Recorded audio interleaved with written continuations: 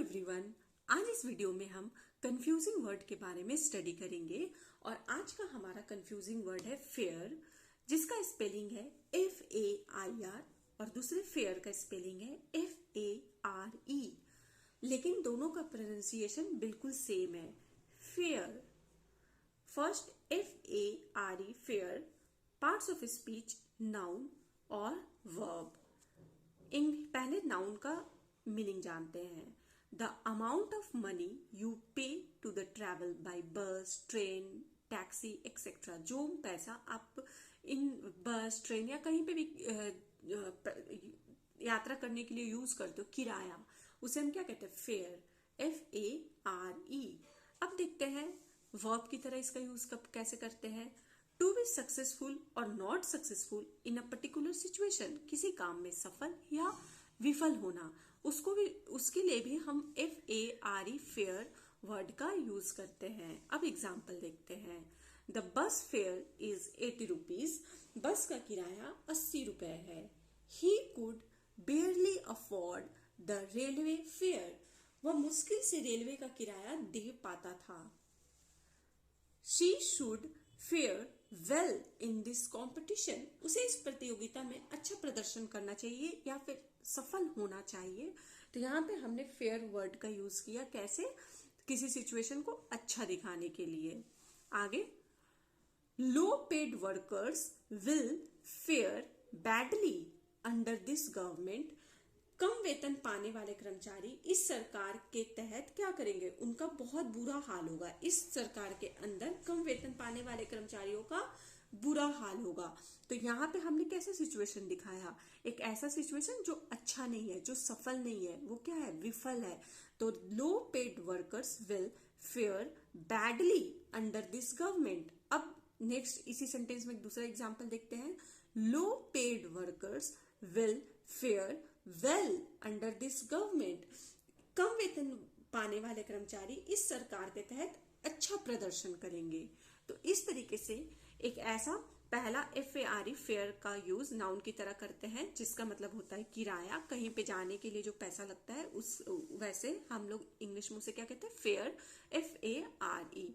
दूसरा होता है किसी सिचुएशन को सफल या असफल दिखाने के लिए भी हम किसका यूज करते हैं? फेयर वर्ड का यूज करते हैं।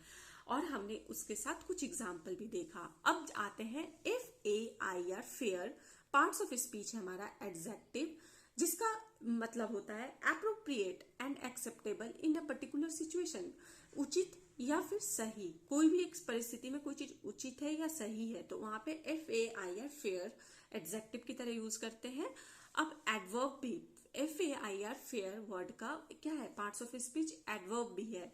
उसका मतलब होता है, इंग्लिश मीनिंग पहले जानते हैं, treating each person or side equally according to the law, the rule etcetera.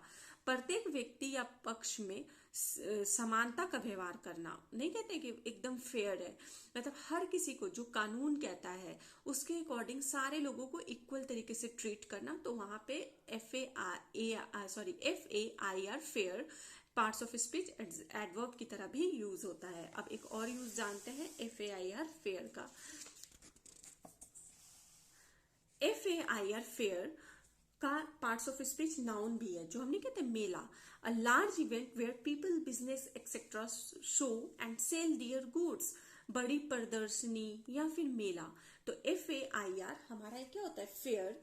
उसका पार्ट्स ऑफ स्पीच क्या क्या हुआ? एडजेक्टिव भी हुआ, एडवर्ब भी हुआ और नाउन भी। अब एग्जाम्पल देखते हैं। All is fair in love and war, प्रेम और युद्ध में सब कुछ सही है, यानी सब कुछ जायज है। To make sure the election is fair and honest, no one is allowed in the voting booth with someone else, यह सुनिश्चित करने के लिए कि चुनाव क्या हो रहा है? फेयर हो रहा है, मतलब उचित हो रहा है, अच्छे से हो रहा है और ईमानदारी से हो रहा है। मतदान केंद्र में किसी और के साथ किसी को भी ले जाने की अनुमति नहीं है। I bought it at a local craft fair, मैंने इसे एक क्या लोकल मेले से खरीदा था। तो इस तरीके से यहाँ पे FAIR फेयर का यूज हमने कैसे किया? नाउन की तरह किया, है ना। तो अब हमने इस वीडियो में किसके बारे में जाना? FAIR फेयर और FARE FARE फेयर, इन दोनों का डिफरेंस जाना। अगर आपको ये डिफरेंस अच्छे से क्लियर हो गया तो वीडियो को लाइक करें, चैनल को सब्सक्राइब करें और वीडियो को अपने दोस्तों के साथ शेयर करना ना भूलें। Thank you for watching this video.